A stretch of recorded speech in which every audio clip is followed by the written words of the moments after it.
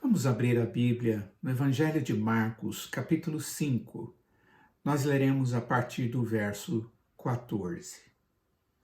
O texto diz assim: Então saiu o povo para ver o que sucedera. Indo ter com Jesus, viram o endemoniado que tivera legião, assentado vestido em perfeito juízo, e temeram. Os que haviam presenciado os fatos contaram-lhes o que acontecera ao endemoniado e acerca dos porcos, e entraram a rogar-lhe que se retirasse da terra deles. Ao entrar Jesus no barco, suplicava-lhe o que fora endemoniado que o deixasse estar com ele. Jesus, porém, não lhe permitiu, mas ordenou-lhe: Vai para a tua casa, para os teus, anuncia-lhes tudo o que o Senhor te fez e como teve compaixão de ti. Então ele foi e começou a proclamar em Decápolis tudo o que Jesus lhe fizera, e todos se admiraram. Vamos orar.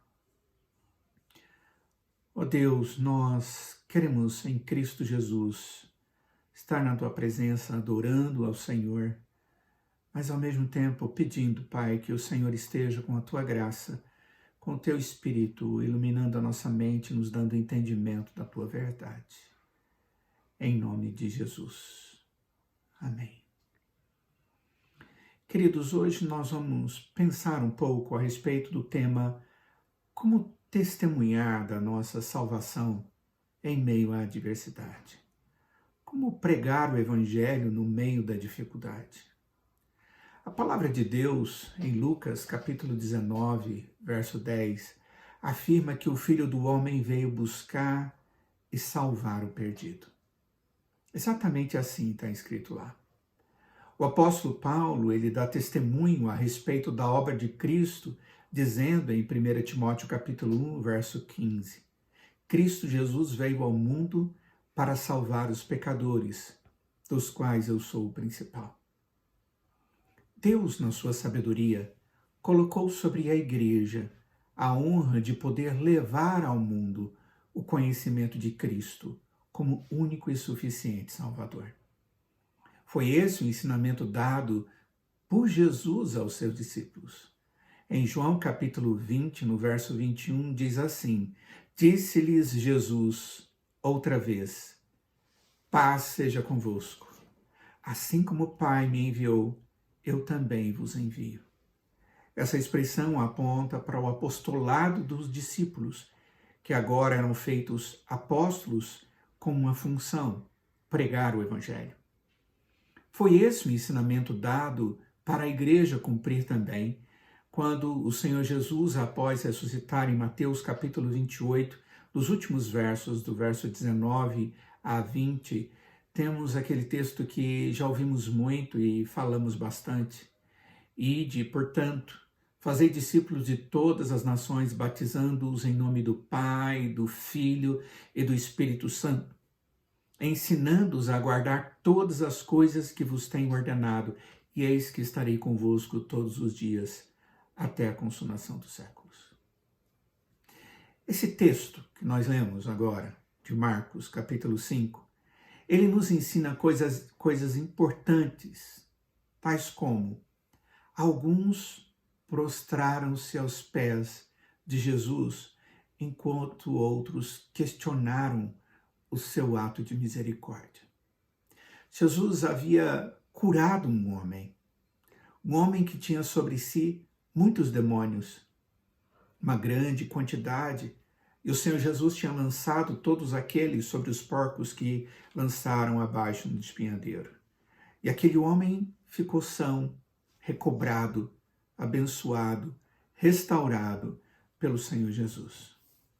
O caso impressionante mencionado nesse texto, nós vemos onde Jesus Cristo ocupa um espaço nas coisas que devem ser lembradas. E ele nos faz lembrar agora. Este pobre homem, possuído por uma legião de espíritos malignos, foi levado a algo pior do que a loucura. Ele fixou sua casa entre os túmulos, onde ele vivia noite e dia, e era o terror de todos os que passavam por aquele lugar. As autoridades tentaram refreá-lo. Ele foi acorrentado, mas num ataque de nervos, ele despedaçou suas cadeias. Tentativas foram feitas para detê-lo, mas não havia homem capaz de conseguir. Ele era pior do que as feras. Ele andava dia e noite chorando, se cortando e se torturando de diversas maneiras. Foi exatamente aí que Jesus diz: espírito imundo, sai deste homem. Este homem curado se prostra aos pés de Jesus. Ele foi transformado num homem racional, inteligente e, melhor ainda, foi convertido ao Senhor Jesus como seu Salvador. Num ato de gratidão, ele se pôs a servir ao Senhor Jesus. Mas o Senhor Jesus diz: não. Jesus sabia que era uma atitude de gratidão, ele querer acompanhá-lo e servi-lo. Contudo, Jesus tinha um propósito maior para a vida e através da vida daquele homem transformado. Jesus disse para ele, no verso 19 desse texto de Marcos 5, vai para a tua casa, para os teus. Anuncia-lhes tudo o que o Senhor te fez e como teve compaixão de ti. Isso nos ensina um fato muito importante, a saber que a verdadeira religião, ela não quebra, não divide os vínculos ou os laços do relacionamento familiar. A verdadeira religião raramente invade sobre aquilo que Deus trata de maneira especial, a família, como algo consagrado, sagrado por Ele mesmo. Sabemos que a divina instituição chamada família, lar, não separa os homens de suas famílias, nem os torna alienígenas em suas próprias casas. Algumas pessoas têm defendido que aqueles que se chamam cristãos perdem as suas origens. Contudo, a verdadeira religião cristã nunca faz isso. Porque se eu creio nestas coisas, então poderia me aproximar de um ermitão numa masmorra, numa caverna solitária. Mas o Senhor Jesus disse àquele rapaz, como se ele dissesse: amigo meu, você confessa ser um servo verdadeiro do Deus vivo e não um hipócrita. Se sua vida era uma escravidão tamanha, que você causava medo nas pessoas que se aproximavam de você, agora você lavou o seu rosto com água limpa do Espírito. Então agora volte para seus amigos e a sua família e mostre a todos o que aconteceu e continua acontecendo com a sua vida, através da graça de Deus. Talvez nós poderíamos dizer que a primeira característica de uma vida resgatada da loucura e da ausência de Deus seja voltar para o lar.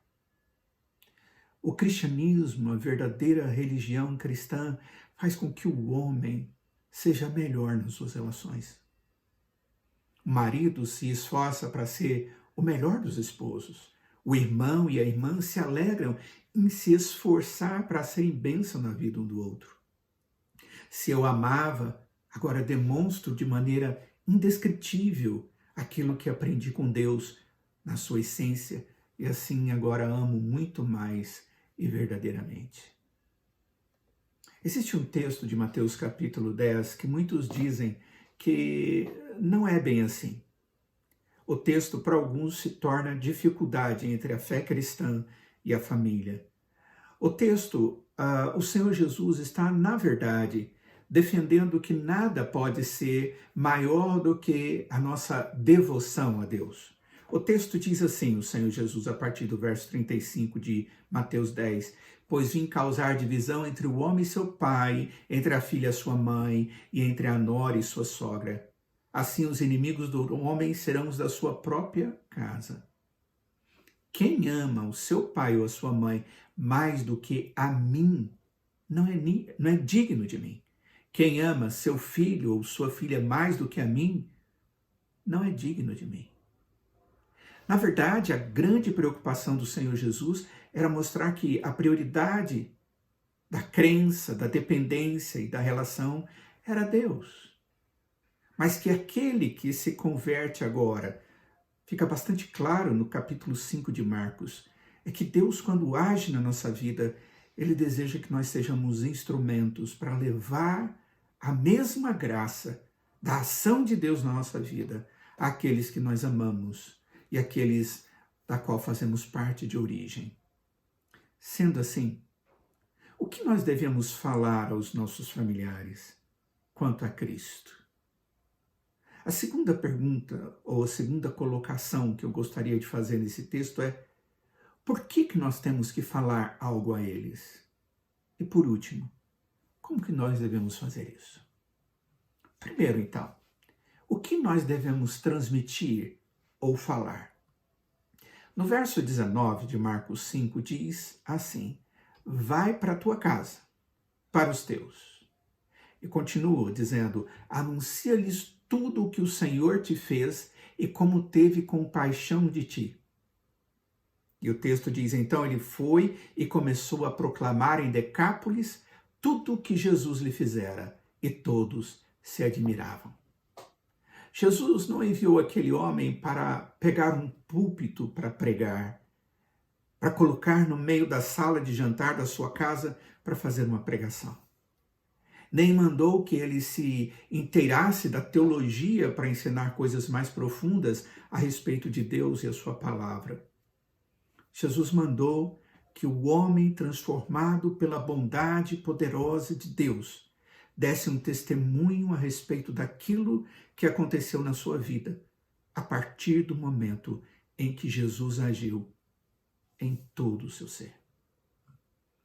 Não é para dizer o que aconteceu com as outras pessoas, nem para muitos outros, mas para testemunhar o que Deus fez na sua vida, no seu coração, na sua alma.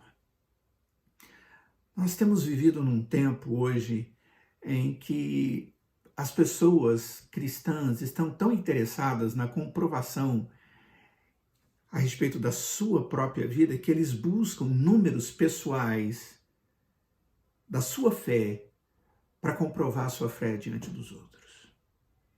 Observe que não é isso que o Senhor Jesus mandou aquele homem fazer. O que o Senhor Jesus mandou aquele homem fazer é dar testemunho daquilo que Deus fez na sua vida. Não é o homem que fala aquilo que ele faz, mas é o homem testemunhando daquilo que Deus fez, e a esperança que ele tem de que sempre fará na sua vida. Porque a partir de agora existe Deus na sua essência. Existe transformação no seu coração. E isso é algo importantíssimo. Nós precisamos entender que nós temos que transmitir a boa nova de Cristo nos nossos corações. Não quer dizer que não haverá tempo, quando estamos vivendo em comunidade, que não tenhamos que fazer isso de uma forma muito mais elaborada, mas junto às pessoas nós testemunhamos o que Deus fez na minha vida e testemunho aquilo que a Escritura mostra como sendo a verdade que está se cumprindo em mim. A segunda coisa que é importante aqui no texto é por que nós devemos testemunhar a nossa história. Por que aquele homem foi enviado pelo Senhor Jesus para a sua casa? Eventualmente, nós encontramos pessoas interessadas a contar suas histórias para o povo de Deus. E às vezes querem fazê-lo no culto. Não é bem assim que o texto está dizendo. Isso até tem o seu papel no meio da igreja quando estamos compartilhando daquilo que Deus tem feito. Contudo, não faz parte do culto, de um momento separado no culto. Mas não podemos inverter as coisas, pois elas têm os seus motivos corretos. Evangelizar faz parte da responsabilidade de todo cristão. Contudo, Jesus disse para aquele homem contar a história da graça na sua vida. Era tempo de Deus fazer a sua família, os seus amigos, conscientes do tamanho da graça divina que pôde transformar aquela pessoa que ninguém podia fazer mais nada para ela ou por ela. Aquele homem havia sido abandonado pela sua família. Aquele homem havia sido deixado pela sociedade, ao ponto dele ir para o lugar onde na cultura judaica ninguém gostava de andar e nem andava. Não se encostava, até mesmo não se encostava em sepultura, senão a pessoa se tornava impura. E ele morava entre aquelas sepulturas, entre aqueles que mortos haviam sido sepultados. Aquele homem não tinha esperança de nada, ele se martirizava. E exatamente nesse estado de completa miséria e ausência de esperança que Deus veio e libertou aquele homem para demonstrar o poder de Deus e o amor de Deus. E que é este amor que pode realmente fazer diferença na vida de qualquer pessoa que ele resolve amar. Quando nós testemunhamos a Cristo para a nossa família, essas pessoas que fazem parte da nossa vida, mesmo quando em algum momento houve rebeldia, inconsequências, até mesmo influência satânica, como houve daquele rapaz que esteve separado deles. Agora, quando Deus age no coração, é tempo de mostrar aos seus parentes o que Deus fez para resgatar, para me resgatar, como também resgatar todos os meus relacionamentos, a minha vida e a qualidade da minha família. Por que aquele homem devia fazer isso? Ele deveria voltar para sua casa, queridos, porque ele havia perdido a sua família e os seus amigos. E agora Jesus não só salvou a sua vida, mas o Senhor Jesus o usa para salvar a sua família e abençoar os seus relacionamentos. Para fazer diferença. Este é o porquê. Todas as vezes que Deus age na vida de uma pessoa, ao ponto de resgatá-la para si, demonstrando o seu amor e ensinando essa pessoa a amá-lo, amar a Deus, Deus o faz para que sejamos bênção. Onde? Por onde andamos, em especial na nossa casa. Nunca se esqueça disso. A terceira coisa que nós podemos ver nesse texto é como? Como nós devemos contar essa história? O Senhor Jesus diz, vai lá e conta o que aconteceu com você. Anuncia-lhes tudo o que o Senhor te fez e como teve compaixão de ti. Essas são as palavras do Senhor Jesus. Olhando isso, primeiramente, Jesus fala somente para aquele homem. Diga para aqueles que vão te ouvir simplesmente e somente a verdade. Você não precisa falar nada além daquilo que você viu e experimentou, aquilo que a palavra de Deus produziu em você, aquilo que Deus é no seu coração. Você não precisa falar da experiência da outra pessoa, você precisa simplesmente testemunhar daquilo que Deus é, com referência à Escritura e como ela se torna viva no seu coração. Naquela oportunidade, Jesus falou de maneira direta àquele homem o libertando. Hoje, Deus nos fala diretamente também através da sua palavra nos libertando. Mas essa obra é em nós. E quando nós nos aproximamos da nossa casa para testemunhar a Jesus, a primeira coisa, não invente, não acrescente, não diminua, fale somente a completa verdade. O Senhor Jesus diz, anuncia-lhes tudo o que o Senhor te fez. Segunda coisa, fale humildemente. Não se arrogue. Não chegue achando que porque você agora é um cristão, os outros ainda talvez não tenham o mesmo testemunho de fé, algo maior existe em você e você é maior do que alguém. A verdade é que Deus é maior em você. Seja humilde. O texto diz como Deus teve compaixão de ti. Aquele homem, ele era miserável. Nós devemos entender que a nossa experiência não nos faz superiores às outras pessoas. Não pregue. Simplesmente compartilhe da compaixão de Deus pela sua vida e como Deus tem compaixão de todo aquele que ouve a palavra do Senhor, ouve a voz de Cristo e por Cristo é liberto. Seja humilde. Em terceiro lugar, seja sincero. Fale com sinceridade. Você não prega religião e não fale de religião. Não faça trocadilhos.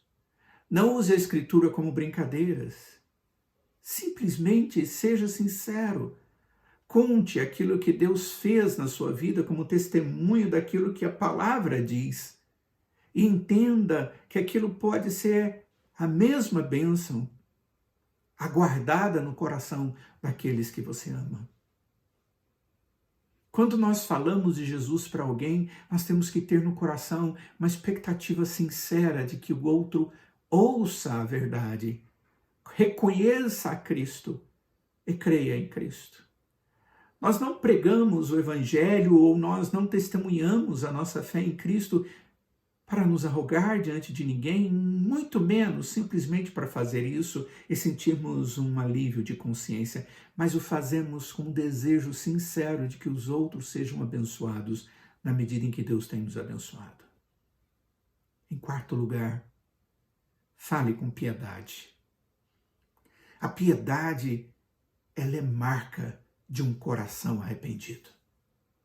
Isso significa mais para o cristão do que você possa imaginar. Piedade é a prática daquilo que cremos ser a verdade de Deus para nós. Piedade é mais do que uma ideia, mais do que um simples gesto, mas é uma vida e uma intimidade com Deus que se expressa de tal forma que os outros podem ver Cristo através de nós. O testemunho testificado pela piedade tem grande valor. Quando nós testemunhamos e a nossa vida demonstra o que nós testemunhamos, porque Deus nos mostra diante dos outros através daquilo que Ele tem feito no nosso coração e agora piedosamente vivemos na presença dos outros, isso tem grande valor. Paulo, testemunhando sua vida, sua visão de Deus no caminho de Damasco, isso associado com uma transformação de vida, ele demonstrou como ele era pequeno. E ele diz, eu antes era um perseguidor, mas a partir daquele momento, quando Deus transformou a minha vida, eu passei a ser um perseguido, mas houve transformação na minha vida. Queridos, nós temos o chamado de Deus para, no tempo da adversidade, testemunharmos a respeito daquilo que Deus é na nossa vida. Mas eu creio que o primeiro lugar que nós devemos ter a preocupação de termos esse testemunho que o Senhor Jesus disse que aquele rapaz tinha que ter, testemunho de tudo aquilo que Deus tem feito na sua vida. E como Deus foi compassivo com a sua vida. Nós somos salvos pela graça de Deus, porque Ele resolveu nos amar. Nós somos salvos pela misericórdia de Deus, porque ao invés de colocar sobre nós a penalidade, Ele colocou sobre o seu Filho Jesus.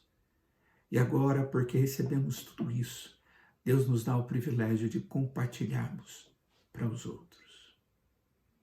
O texto termina, essa parte de Marcos capítulo 5, dizendo que aquele homem voltou e passou a testemunhar. E foi por Decápolis, aquelas 10 cidades, e passou falando a respeito do Senhor Jesus. E enquanto ele fazia isso, as pessoas ficavam admiradas, bastante admiradas, de tudo aquilo que estava acontecendo, de tudo aquilo que aconteceu na vida daquele homem. E todos se admiravam. Que Deus use a sua vida para ser bênção dentro da sua casa, na sua família, no meio dos seus amigos, através da sua vida transformada e piedosa na presença de Deus e na presença dos homens. Vamos orar. Ó Deus, grande é o desafio, Pai, que o Senhor nos dá a partir do momento que o Senhor nos salva. O desafio de vivermos única e exclusivamente para o Senhor, de vivermos segundo a Tua vontade, de termos alegria com a Sua intimidade e assim vivermos a piedade que o Senhor nos ensina. Ó Deus, esteja nos usando na medida em que vivemos em família, de tal forma que possamos ser instrumentos proclamadores da salvação que há em Cristo, através da salvação que o Senhor promoveu na nossa própria vida. Promova, Pai, transformação na vida das nossas famílias também, em especial naqueles que ainda não têm a Cristo, como seu Senhor e seu Salvador. Em nome de Jesus é que nós oramos. Amém.